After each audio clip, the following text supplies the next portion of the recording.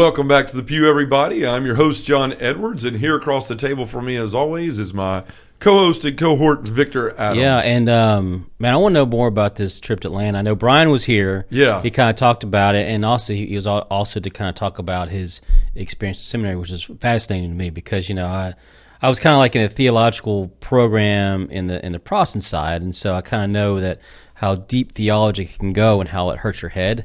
And so he was able to kind of like help me to get more understanding of like kind of like the deeper paths of faith in this as a Catholic church. So that was good to have him on there.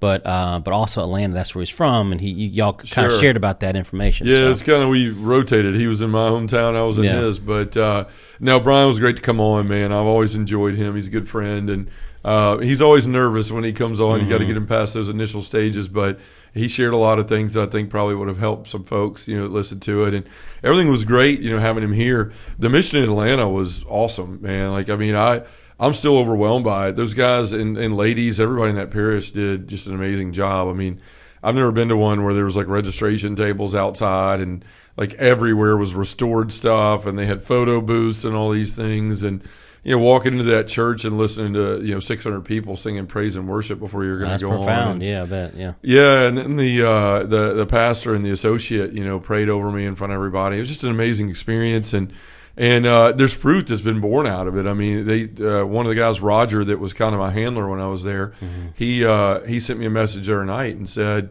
"Man, there's just been great fruit. We've had, you know, almost 50 men, I think, meeting in our first meeting." Good. You know, so incredible. You know, it's incredible how that many men show up to anything the first time around. Right.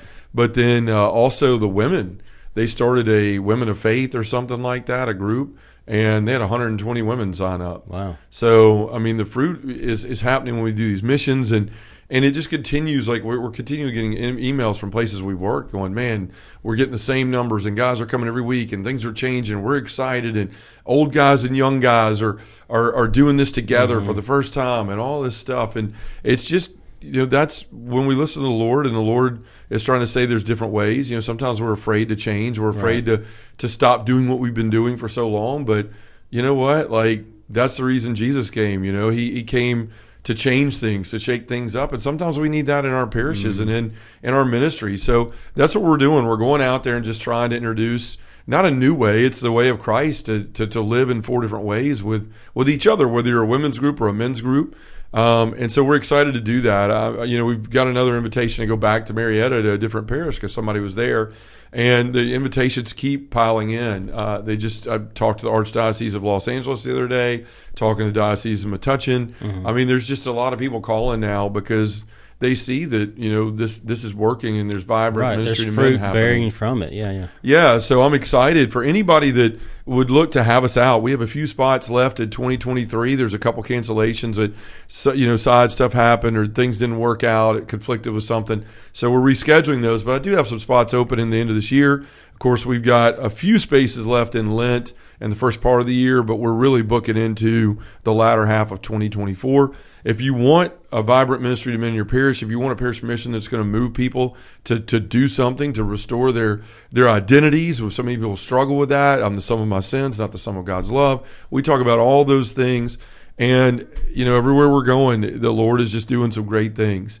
So he's using a blunt instrument in me to be able to do some things, but it's always him, and it's through his Holy Spirit. So if you're interested in starting a men's group, revitalizing a men's group, you can go to our website, justaguyonthepew.com. Right there on the front page, there's buttons all the way down the page. Like every little screen you scroll up is a button to start a men's ministry. Fill that out. We'll get with you, and we'll start building a plan, because that's what we do. We don't just show up and give a mission. We work for, you know, 4 or 5 months, sometimes longer than that, with a parish, with team leaders, with a priest, to establish a team, get everybody on the same page, so when we hit the ground, then we're hitting the ground running together as a team in that parish, and then they can launch that following week, and it's just a seamless process. So if you're looking to do that and not just have somebody come in and give a talk, but have somebody come in and help you build fruit that lasts, especially for your men, then give us a shout, sign up on our website. Too, Victor, we've got an announcement that's going to come up in this week. Can't say a whole lot about it right now, but we do have a pilgrimage coming up in 2024. So stay tuned. Yeah, we actually have one scheduled in 2024 and 2025. I can't really talk about either one of them yet, but the registration site for the one next year is going to be up this end of this week. So I'll just tell you folks, check our website on our events page. Also, you can you're going to get emails about the pilgrimage and what it is and all that stuff. So just want to tell you, beware this week. Watch your stuff from us, your communications from Just a Guy on the Pew, and our social media. If you don't follow us, like and share and follow. That way you're updated on all this sort of stuff. But it's going to be a great pilgrimage. I'm really excited. It's hard not to talk about it right now, but you don't want to let the cat out of the bag until it's time for everything to be up and where people can go and get registered. So keep your eyes on that. And finally, for those of you that give us support every month, thank you so much. It blows my mind. I mean, we've had a couple people this month start giving us $100, and they're just from all over the world and all over the country. And I always shoot an email and say, tell me a little bit about yourself. And it's great to hear their stories and how they found us and all those things. So thank you to all you folks out there that, whether you're giving $5, $100, $20, whatever it is, thank you, because it all helps and it all allows us to continue to move forward ministering to men. So, Victor, you made a comment before we came in here about how dressed up I was. Yeah, I didn't get the memo. So you can tell. It's usually it's usually a battle just to have me wear a shirt. So, but normally I'm in shorts and a t-shirt. But I've been over at one of our neighboring parishes all morning, talking about healing the whole person that's happening here in Memphis. By the way, if anybody is interested in that, open invite, we got people coming from all over the world. There's 600 people scheduled. Coming in from people from Ireland and Europe and East healing the whole Coast, person. West Coast, Everywhere. Canada. There's so Dr. Bob Schutz puts on Healing the Whole Person. It's at the JP2 Healing Center. It happens 4 times a year. Sister Miriam James Heidland is one of the presenters, and of course his brother Bart. And they bring in a team of people, and we're doing that at Incarnation. We got over 600 people registered right now. So today I'm going to be talking about a little bit of Bob's stuff and just kind of how we got to this episode today. But man, his stuff is phenomenal. And there are people that went on our last pilgrimage that are coming in for this. There's some guys that have been following the ministry from as far as California coming to it that I know of. So, we're going to talk about healing and some wound stuff today, how to deal with habitual sin, and really how to break the cycle. How do I break the cycle that I'm in? Or why do I keep doing it, right? Why do I keep doing the same sins, going to confession? How do I get out of this? So we're going to talk about that. And I was at a neighboring parish today, going and because you put things in bulletins, you send out emails, but, people are busy today. They don't always see these things. So I was going to that parish and speaking at all the masses, inviting people. And, I didn't know what I was going to say. Just show up and Lord will give me something. And he did. And part of what inspired me was the gospel reading today, but other things too. The gospel today was the story that we all know with the woman that showed up, the Canaanite woman, and had a daughter that was terrorized by demons and showed up to ask Jesus to heal her. And Jesus was saying, I'm here for the children of Israel, and she doesn't take no for an answer. She says, even the dogs eat the scraps from the table. And that's when he says, woman of great faith, your daughter is healed. And so what spoke to me about that today is she's sitting there, and I heard it 5 times in mass because I was at all the masses. But it says that her daughter was tormented by a demon. And Victor, we all know that so many of us are tormented by so many different things today, right? Like you may not be tormented by a demon, but we're tormented by our anger, by our unforgiveness, by our lack of humility, by our resentments, by our judgments, by just our wounds, and these things that are hard. And, the thing that really struck out to me was like this woman had to travel all this way to get Jesus to heal her because that's the only way that anything could be healed. And even though we may not be possessed by a demon, we all are tormented by stuff in our life, our mistakes, our failures. We talk about this stuff all the time.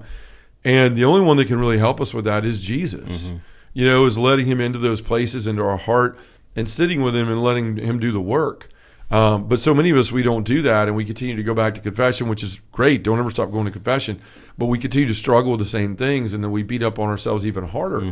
I'm struggling with that in my own life. I've been to confession 3 times lately for the same thing. And I know what's leading to it, and I'm not doing anything about it. And I've been ashamed of that. And I'm starting to really focus on this because there's things that I'm trying to figure out, okay, why am I acting out in this way, or why am I continuing to step in this trap? And I have a good idea of the reason behind it, but I still need to sit with the Lord and go deeper because I'm tired of confessing the symptom, right? Like I want to know why, where's the root of this? so I can pull that root out and get it out of my life. So that's what we're going to talk about a little bit today, is just, so many people struggle with these things, and it's not just everyday people. It's some of the people in the Bible that, are the greatest evangelists ever that struggle with things. And so we're going to talk about that today. Right. Well, I mean, what you're talking about is sin in secret or sin in the public, right? Yeah. Like, for instance, sin in the public for me is usually when Ella's in the car going to school or picking her up from school, and someone cuts me off or something happens, and I say a word of anger, and she looks at me and says, "Dad," and it's almost like it is just automatic. Yeah. Like I said, that son of a gun, or that, damn it, sorry, I said it right there. But anyways, sorry, I was in the scenario there. We're not on EWTN or anything. It'll be all right. But it's one of those things where I show myself in anger, and she sees that.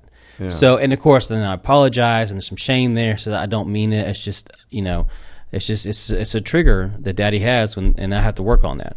So that is a public thing that I see that I, bring shame upon myself, because it's witnessed by someone I love and someone I'm trying to raise up in a way of faith and living a life of integrity.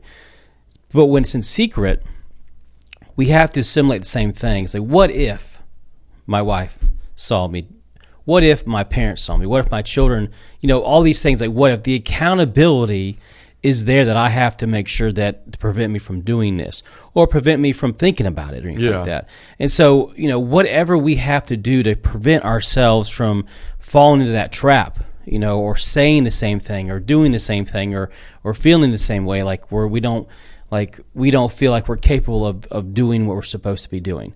I don't feel like, yes, I got a great job, a new job. Am I capable of having the confidence to do well in it, Sure. And that's my own kind of what do you call it? There's a certain word for it, but it's like imposter syndrome. Yeah. Like, am I worthy to have the job and be paid that amount?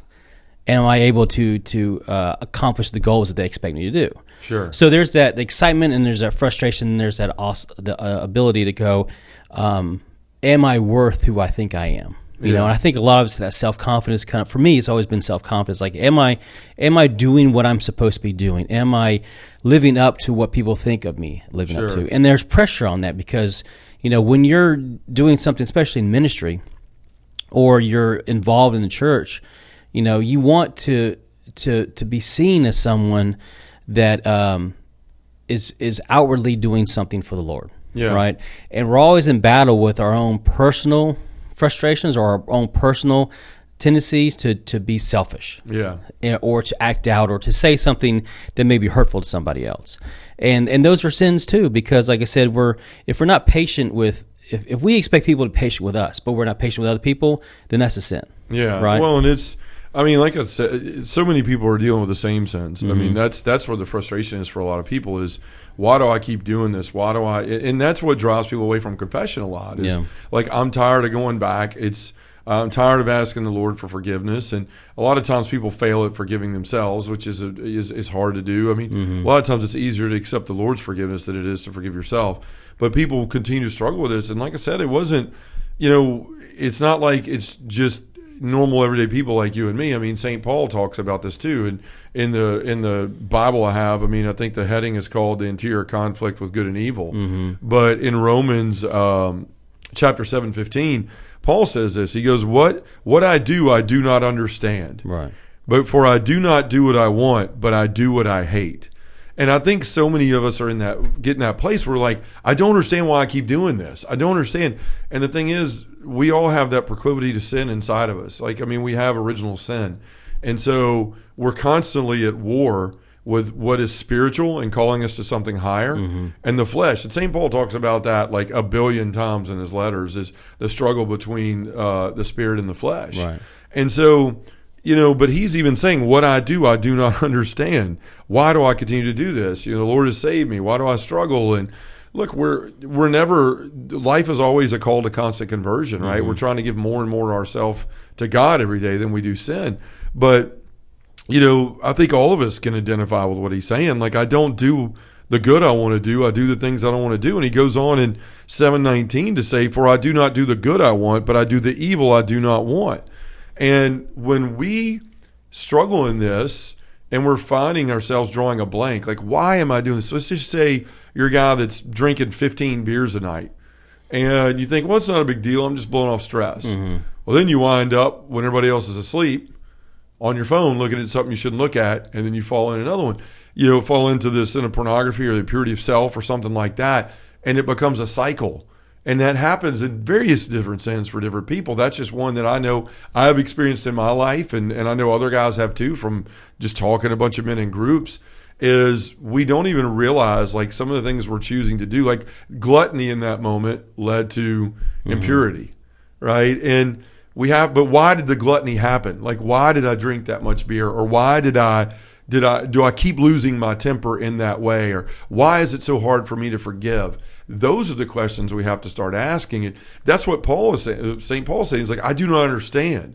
Well, a lot of us don't. Like, we're stuck in this place of this never-ending cycle, and it feels like hell. Because you're ashamed, and then you go and you feel mercy and the Holy Spirit, and then you fall again, and you feel ashamed. And it's like this vicious cycle that you're in that's hard for a lot of people to get out. But I think this is where we have to realize, like, okay, if I'm continuing to do this, then I'm not digging deep enough, right? I'm not getting below the surface. I'm sitting here and I'm looking at, and this is what I love about Dr. Bob's book. I mean, for anybody watching, Be Healed, he's got a bunch of different books, Be Transformed, Be Restored. All of them have to deal with different things, but Be Healed covers a lot of this. He talks about the 7 deadly sins. He talks about the 7 deadly wounds. And we have to realize like that all I'm doing in the most part is when I'm going to confession, if I'm doing the same thing again and again and again, is confessing a symptom, right? And that's good because hopefully the priest can help you as a doctor would, diagnose what's going wrong, right? And help you dive into that point. So don't hear me saying like don't go to confession. That's not what I'm saying. But if you want to really figure out why you continue to do the things that you do not understand why you do, you've got to dig deeper. And for a lot of people, this is where it stops, because when we get below the surface, things start to hurt. Right? You scrape your outer layer of skin, not a big deal. Got a little scrape, a little skin off. Something jabs you or cuts you and goes deeper, it hurts. Right? You and I were talking before the show, you get shot with a bullet and somebody has to dig it out of your arm, it hurts. It hurts to get shot, it hurts to get it dug out.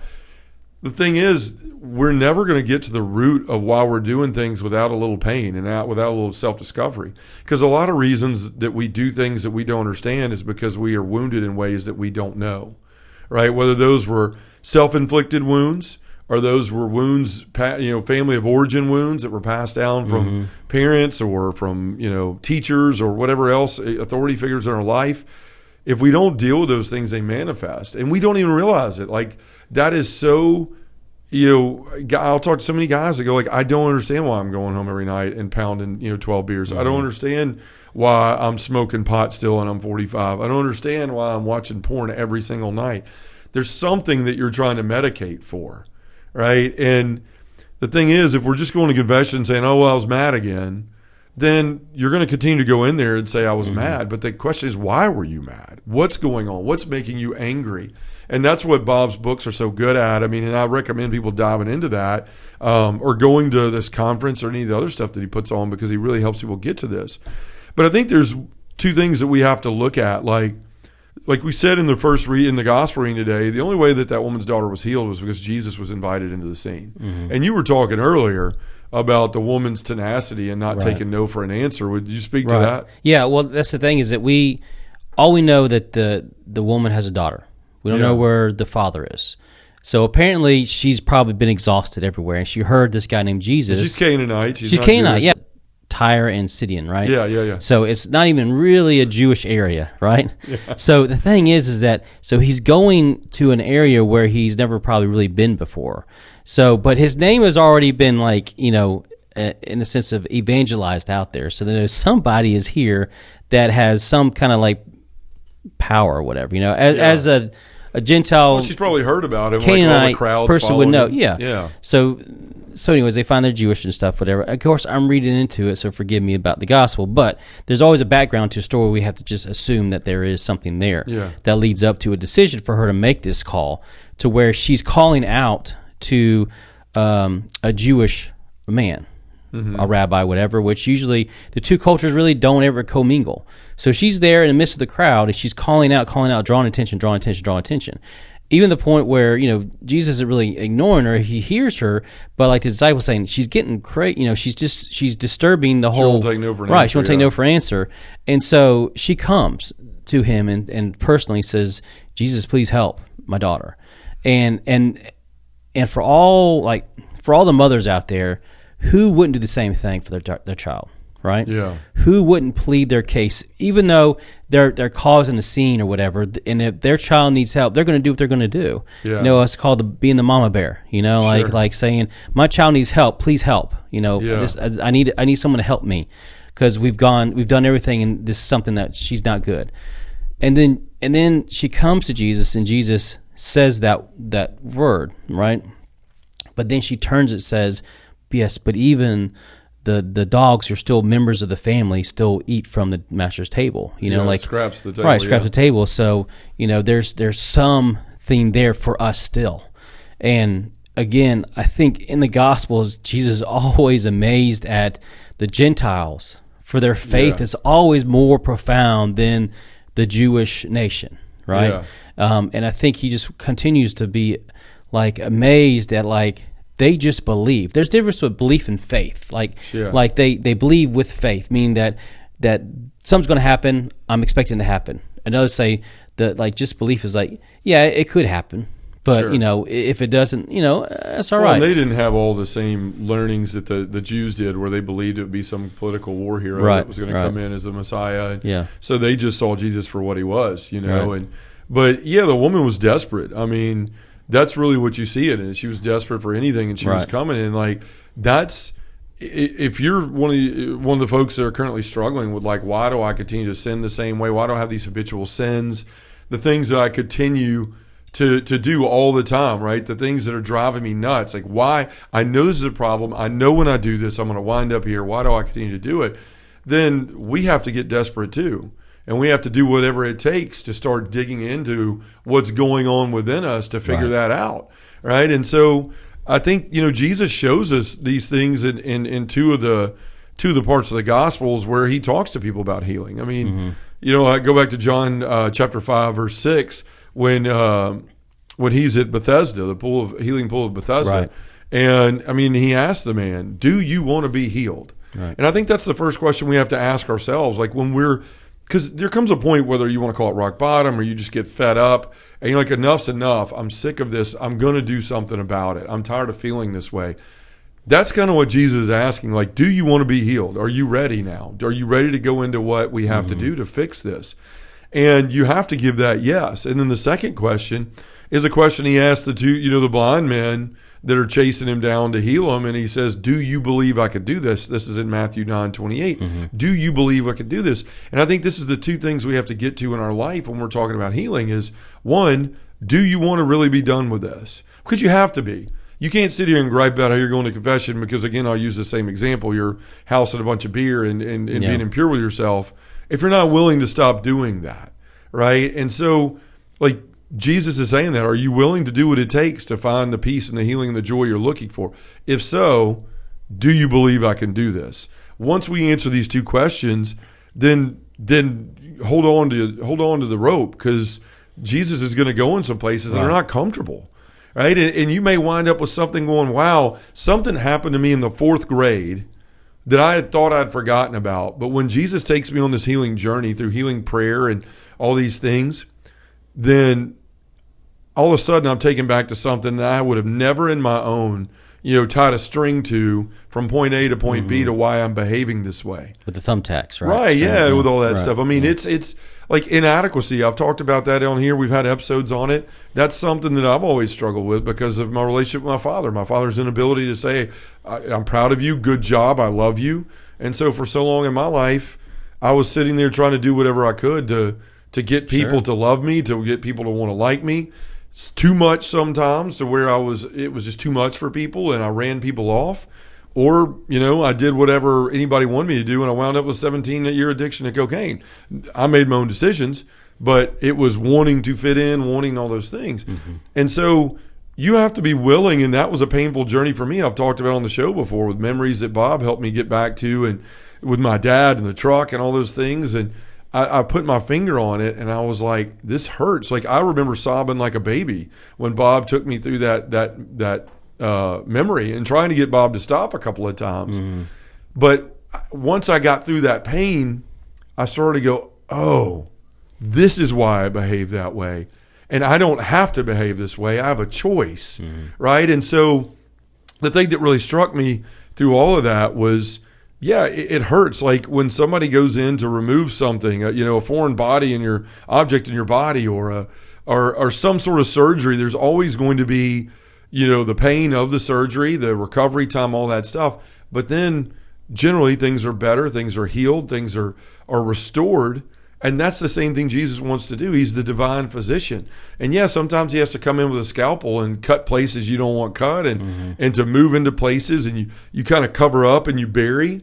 But at the end of the day, what he's trying to do is remove that in you that's causing you to live contrary to the gospel, which is why you're winding up in the same place, complaining and talking about the same things and the same sins. As Jesus is going, let me get that out of here, because until we get that out, it doesn't matter. I mean, if you could sit there and have something, like I said, a foreign object in your body, they get, 75% of it, but that 25% in there is still going to infect your body until they get it all out.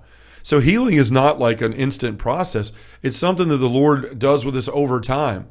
And you may heal from this wound and then realize you have another one sitting there right waiting on you that's connected to this one, and that one, and that one, and that one. And that everything's transitory, and that you've got to go through them all and be able to come out the other side. So, but we have to be willing to face the pain in order to receive the gift and the reward of healing and restoration in a restored life.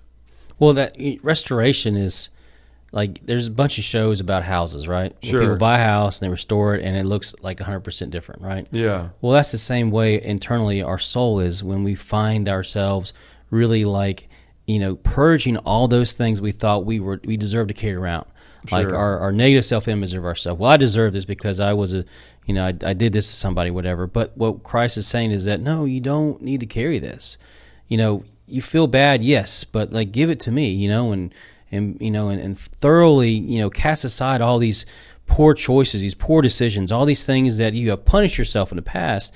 That is not who you are, Sure. And then the restoration of cleaning out the soul and cleaning up the mind and cleaning up the relationships in your lives. And when that happens, then joy and like prosperity of just being with people, being loving to go to worship, loving to receiving Christ, loving to be around your family, like all these things that you thought you didn't deserve. All these blessings that God gave you felt you didn't deserve because of who you thought you were. Sure. And that's the thing about we all deserve restoration.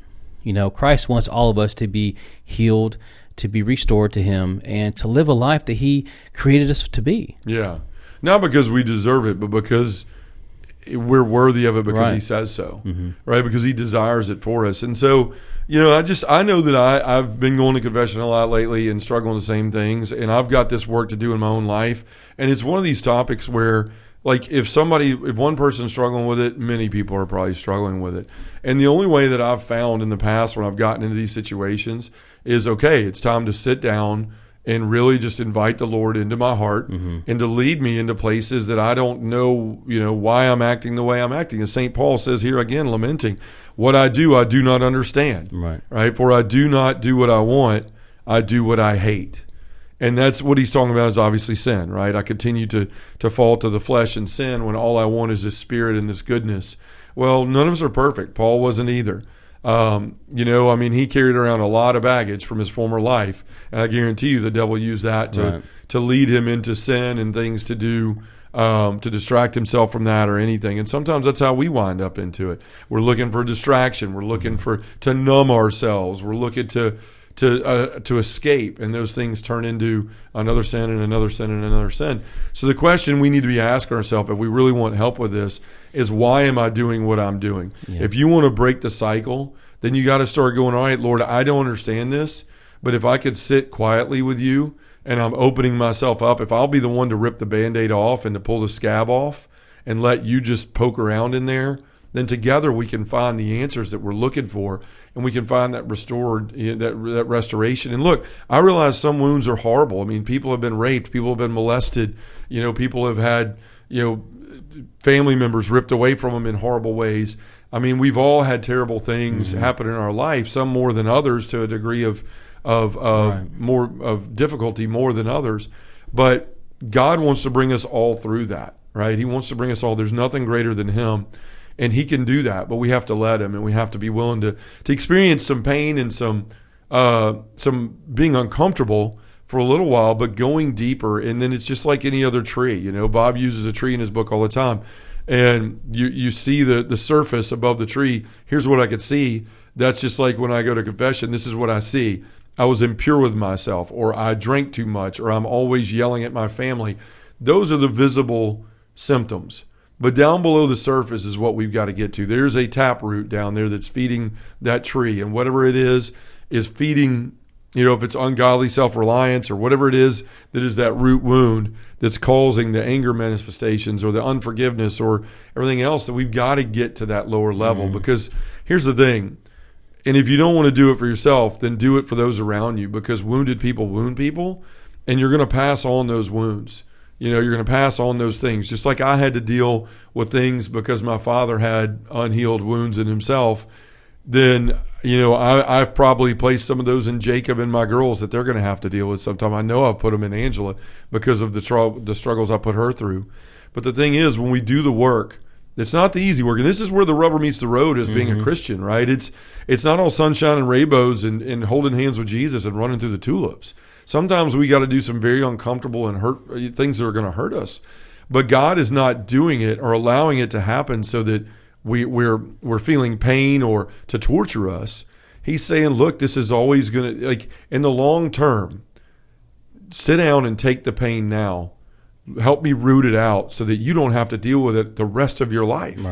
Right? And so for anybody struggling with this stuff out there, I could talk about it to a certain degree, but there's nobody, in my opinion, that's better than Dr. Bob Schutz and the JP2 Healing Center. Again, this is his book, Be Healed. He has several other ones, Be Transformed, that talks about the healing powers of the sacrament. He's got Be Restored, which has to deal with sexual wounds. Be Healed is what he does his conferences based off of. Really phenomenal book. And then he's also got one called, what is the other one? It's back behind me. It is Be Devoted. It's it's on marriage and dealing with wounds in marriage and getting past that stuff. So, look, if you don't know who he is, go check it out, the jp2healingcenter.com or .org. You can Google that and find it. You can see all the events they go to. Bob's been a gift in my life, and I hope that he's becoming a gift at what? Yeah, I'll put the links in the – sorry, Angela said something to me. We'll put the links in the show notes and everything for you. But, again, you can Google the jp2healingcenter.com. But, Victor, I mean, this is just something I think we all struggle with. I think it's something that everybody is continually going back. I don't know very many people that are going with a different sin every time they go. It's usually the same sort of thing. So, look, God is in it. God wants healing for you, just like he asked these people, do you want to be healed, and do you believe I could do this? You answer those two questions, yes, and you sit back and you have the courage to let him go in those places that are hard that you don't want anybody in. I promise you your life is going to be different. You're going to come out a different person. So, Victor, let's take it to prayer, and let's just say the Our Father, right? In the name of the Father, and the Son, and the Holy Spirit, amen. Our Father, who art in heaven, hallowed be thy name. Thy kingdom come, thy will be done, on earth as it is in heaven. Give us this day our daily bread, and forgive us our trespasses, as we forgive those who trespass against us.